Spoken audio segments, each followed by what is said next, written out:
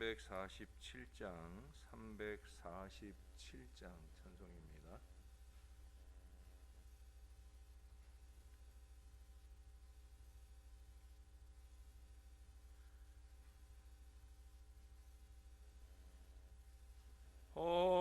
허락하신 새 땅에 들어가려면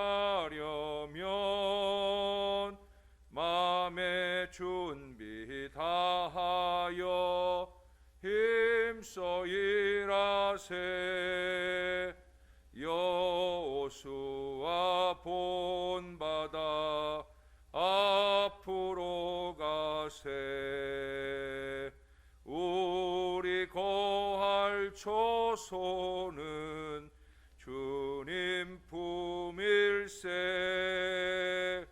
시험 환난 당해도 낙심 말고서 마음의 축정 버리고 힘써 일하세. 여호수아 본받아 앞으로 가세. 우리 거할 초소는 주님 품일세. 앞서 가신 예수님 바라보면서 모두 마음을 합하여 힘써 일하세.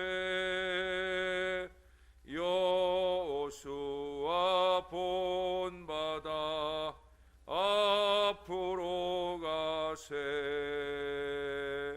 우리 거할 초소는 주님 품일세. 일할 곳이 아직도 많이 있으니 담대하게 나가서 힘써 일하세. 여호수아 본받아 앞으로 가세. 우리 거할 초소는 주님 품일세. 아멘. 그 다음 찬송 한 장 더 합니다. 348장 찬송입니다. 마귀들과 싸울지라 죄악 벗은 형제여, 담대하게 싸울지라 적 악한 적병과 심판날과 멸망의 날 내가 섰는 눈앞에 곧 다가오리라. 영광 영광 할렐루야. 영광 영광 할렐루야. 영광 영광 할렐루야. 곧 승리하리라. 마귀들과 싸울지라 죄악 벗은 형제여, 고함치는 무리들은 융한 마귀 아닌가. 무섭고도 더러운 죄 모두 떨쳐버리고 주 예수 붙들라. 영광 영광 할렐루야. 영광 영광 할렐루야. 영광 영광 할렐루야. 곧 승리하리라. 마귀들과 싸울지라 죄악 벗은 형제여, 구주 예수 그리스도 그 신팔을 벌리고 너를 도와주시려고 서서 기다리시니 너서 나오라. 영광 영광 할렐루야. 영광 영광 할렐루야.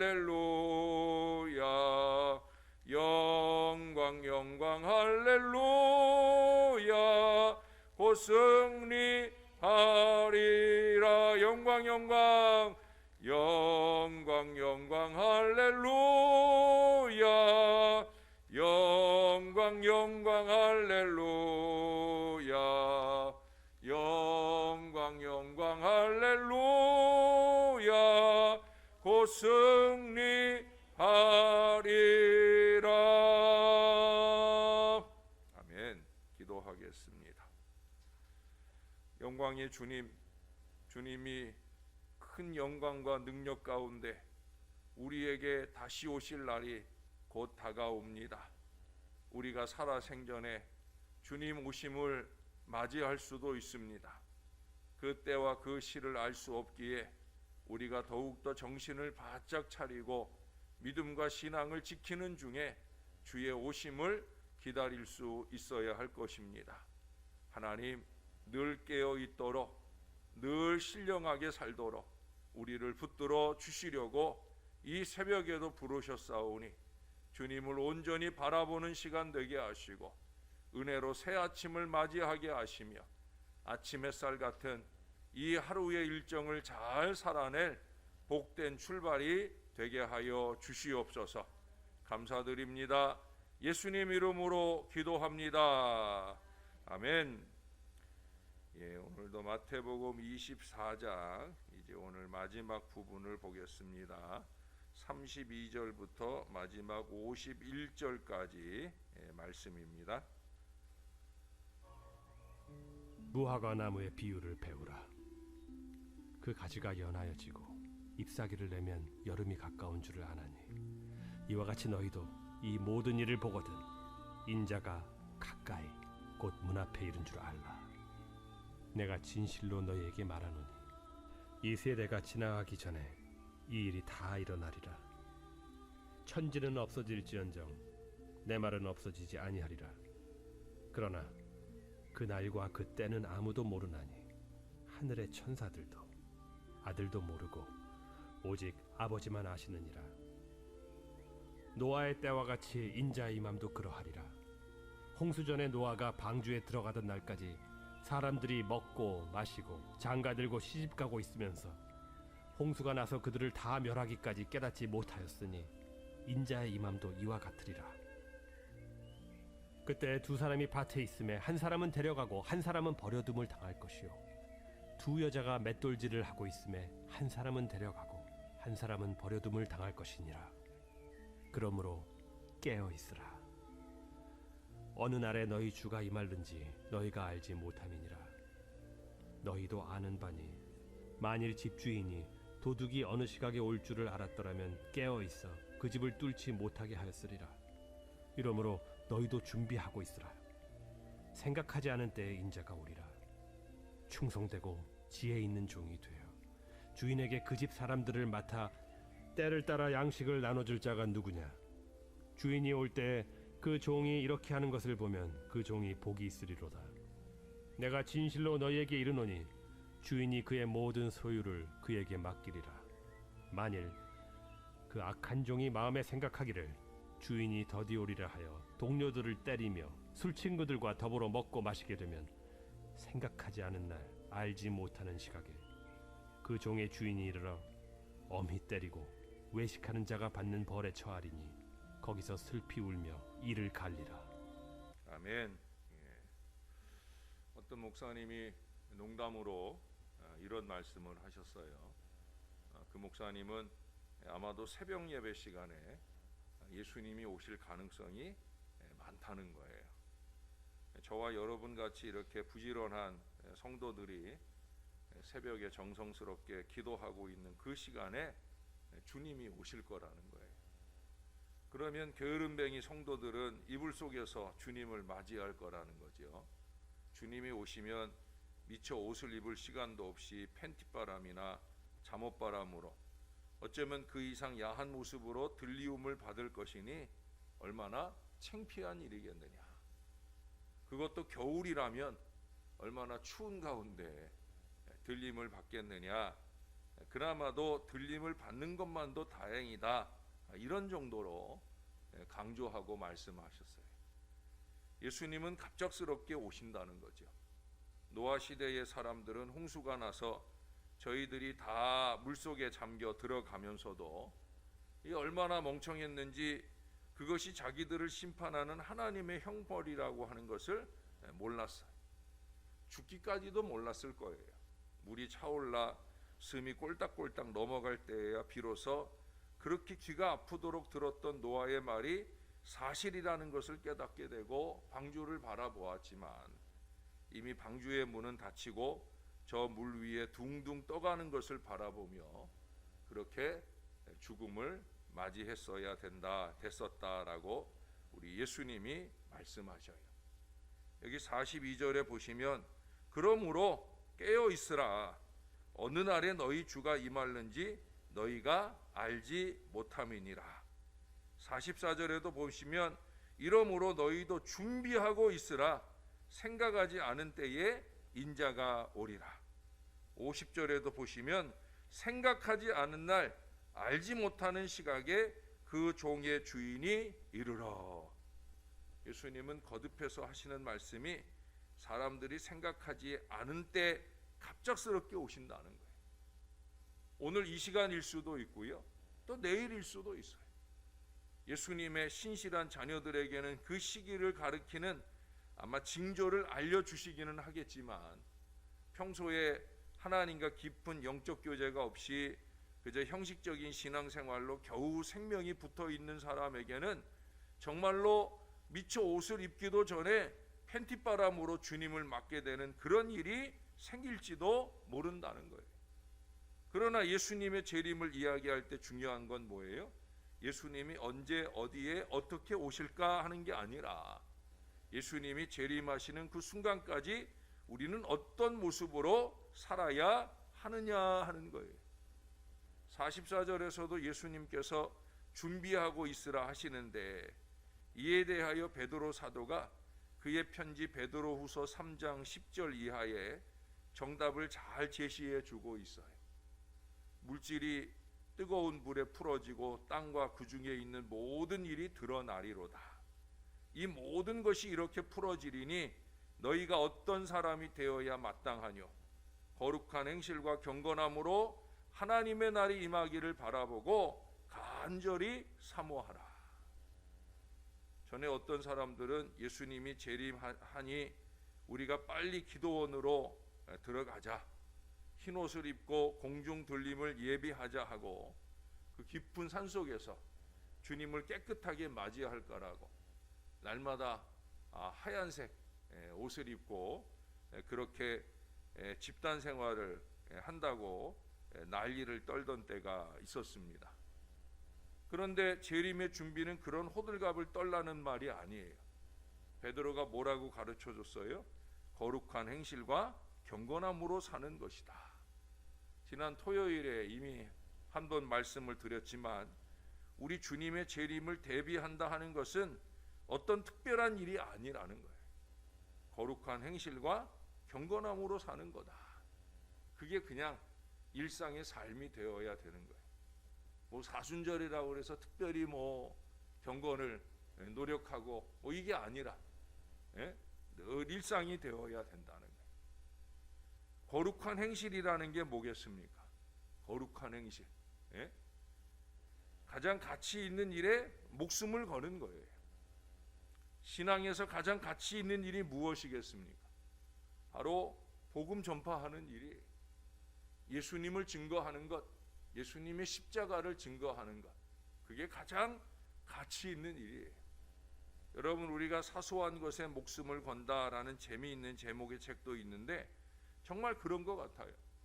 우리가 가치 있는 일이라고 목숨 걸고 어떤 땐 신앙조차 다 내팽개치고 기껏 하는 일이라는 게 뭐예요? 돈 버는 일이든가 아니면 가족이나 나 자신의 이름을 잠시 떨치기 위한 이기적인 일이 대부분이라는 거예요. 정말 거룩한 행실이 없다는 거예요. 유세비우스 교회사에 나오는 다음 한대복을 살펴봅시다. 거기에는 예수님의 12 제자들의 마지막을 적고 있어요. 베드로 로마의 전도 중에 십자가에 거꾸로 못 박혀 죽습니다. 안드레 헬라의 아가야 성에서 X자 십자가에 줄로 매달려 죽습니다.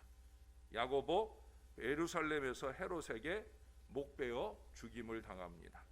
요한 에베소 전도 중 도미시안 황제가 끓는 가마 속에 집어넣었으나 죽지 않으므로 반모섬에 종신 귀양을 보내 거기서 죽음을 맞이합니다. 빌립 소아시아 부르기아 지방에서 기둥에 매달려 굶어 죽습니다. 바돌로메 알바니아에서 전도 중에 십자가에 거꾸로 매달려 죽습니다. 도마 인도의 전도 중에 창에 맞아 죽습니다. 마태 에디오피아에서 전도 중에 목베임을 당해 죽습니다. 알페오의 아들 야고보 성전 꼭대기에서 떨어뜨려 죽임을 당합니다. 가나안인 시몬 애굽에서 칼에 맞아 죽습니다. 다데오 페르시아에서 전도 중에 활에 맞아 죽습니다. 마띠아 이디오피아에서 전도 중에 돌에 맞아 죽습니다. 12제자 중 모두가 다 전도나 선교 중에 순교를 당하는 거예요. 대부분 선교 중에 순교 당하는. 그게 가장 가치 있는 일이에요. 그것이 거룩한 행실이에요. 전에도 말씀드렸지만 사도 요한의 제자 중에 서머나 감독이었던 폴리갑은 그리스도를 딱 한 번만, 그냥 형식적으로도 괜찮다, 신용으로도 괜찮다, 요거 딱 한 번만 예수 안 믿는다고, 예수 나쁘다고 한 번만 딱 부인하면 그러면 당장 살려주겠다, 당장 풀어주겠다. 로마 병정들이 회유를 하는데도 불구하고 내가 86년 동안 주님을 섬겨왔으나 지금까지 한 번도 나를 부인하신 적이 없는데 내가 어찌 나의 왕 나의 주님을 욕되게 할 수 있겠느냐라고 결연하게 고백하면서 결국 화형의 이슬로 사라져 갑니다. 루터포드는 말했습니다. 우리가 져야 할 십자가는 무거우나 그게 제맛인 것이다. 새에게는 그 날개가 무거운 것이로되 그것 때문에 날아가고 배는 그 돛이 무거우나 그것 때문에 간다. 신자에겐 십자가가 짐이 되나 그것이 그로 하여금 천국으로 전진하게 한다. 여러분, 거룩한 행실이라는 것은 바로 가장 가치 있는 우리 주 예수 그리스도의 이름에 목숨을 거는 거예요. 주님의 이름을 증거하는 이 십자가 사명에 사는 거예요. 우리가 항시 이것을 잊지 말아야 됩니다. 거룩한 행실이라는 게 다른 거 아니에요. 열방 앞에 서서 기뻐 외치는, 정말로 남은 자로 구원을 받았으면 그 구원에 합당한 믿음의 인생을 잘 살아내는 이 복음 증거의 믿음의 삶을 살아가는 게 거룩한 행실이라는 거예요. 그 다음에 말씀하는 경건함으로 산다는 건 뭐겠습니까? 하나님을 공경하는 마음으로 상가며 조심스럽게 살아가는 거예요. 하나님을 공경하는 마음, 우리가 영과 진리로 예배하는 이유도 거기에 있죠. 하나님을 공경하는 거예요. 내 앞에 하나님 계시고 그 하나님을 높이는 마음으로 조심스럽게 예배도 하고 예배적인 삶을 사는 거예요. 주야로 하나님의 말씀을 묵상하는 복 있는 삶을 살라고 하는 거예요. 세상 시류의 몸과 마음을 더럽히지 말고 영원 불변하신 하나님 안에서 꿋꿋하게 살아가라고 하는 거예요. 경거망동하지 말라는 거예요. 게으르고 나태하지 말라는 거예요. 사랑하는 여러분, 진짜 주님의 재림이 임박했어요. 처처에 징조가 보이잖아요. 거룩한 행실과 경건함으로 우리 주님을 기다리는 그런 삶으로 빨리 돌이켜야 합니다. 끝까지 견디는 자는 구원을 얻습니다. 여기 46절의 말씀처럼 주님이 다시 오시는 것이 복이 되어야 되죠. 아이고 왜 주님 지금 오셨어요? 조금 더 있다 오시지. 이런 소리 하면 안 되는 거예요. 주님이 오시는 게, 다시 오시는 게 복이 되는 인생이 되어야 되지. 가족에 연연하고 자식에 연연하고 심지어 자기의 부귀영달에 연연하고, 그러다 주님 왔을 때 아이쿠 주님 벌써 오셨네요 라고 어리석게 주님의 오심을 맞이하는 안타까운 인생이 되어선 안 된다는 거예요. 저와 여러분이 우리 주님 다시 오시는 그 순간이 우리에게 제일 복된 날이 될 수 있도록 그렇게 열심 있게 잘 살아내는 건강한 신앙 인생들이 다 되시기를 우리의 구주 되시는 예수님의 이름으로 간절히 축원합니다. 기도하겠습니다. 주님이 십자가에 달려 죽으시기 전에 가장 많은 분량을 할애해서 하시는 말씀이 바로 다시 오신다는 이 약속의 말씀이었습니다. 살아가는 제자들에게 희망이 되듯 우리들에게도 희망이 될 이 하나님의 말씀을 주셨습니다. 이 풍진 세상을 살아가는 우리들에게 천국의 복된 소망, 주님이 곧 다시 오셔서 그 영원한 천국 걸음을 힘차게 걸어가도록 용기를 더해 주실 것이라 하는 이 약속의 말씀이 얼마나 위로가 되는지요. 하나님, 참 힘들고 어려운 시기를 삽니다. 그래서 더 주님을 붙잡고 싶습니다. 주님의 십자가를 바라보면서 내 안에 십자가 신앙 분명히 세워지고 그 십자가 세상 가운데 증거하며 열심 있게 거룩하게 경건하게 살아내다가 우리 주님 다시 오시는 그 순간을 맞이할 수 있게 되기를 소원합니다. 부족한 저희들을 붙들어 주시고 날마다 새벽 아침 깨워 주시니 더욱더 은혜 충만한 복된 하루로 잘 살아가게 도와 주시옵소서. 이 하루 어느 순간에 주님이 오셔도 주님을 기쁘게 맞이할 거룩함이 우리 안에 넘쳐나도록 도와주시고, 할 수 있으면 세상을 향해 나아가 복음을 증거하는 일에 쓰임받는 우리들이 될 수 있게 도와 주시옵소서. 코로나19의 위기감이 날로 증대되고 있지만 두려움과 떨림으로 하나님 꼼짝 못하고 사는 인생이 아니라 예수 복음 증거하는 일에 쓰임받기 소원하는 간절한 마음으로 살아내는 저와 이 모든 자녀들 되게 하여 주옵소서. 다시 한번 이 아침에 우리를 깨워주시니 감사합니다. 깨어있을 때마다 주의 기쁨을 이룰 수 있도록 우리를 붙들어 인도해 주시옵소서. 주님 다시 오심이 우리에게 가장 큰 복이 되는 그 복된 시간을 맞이할 수 있는 신령한 은혜가 우리에게 넘칠 수 있도록 우리를 도와 주시옵소서. 우리 하나님께 감사합니다. 예수님의 이름으로 기도합니다. 아멘.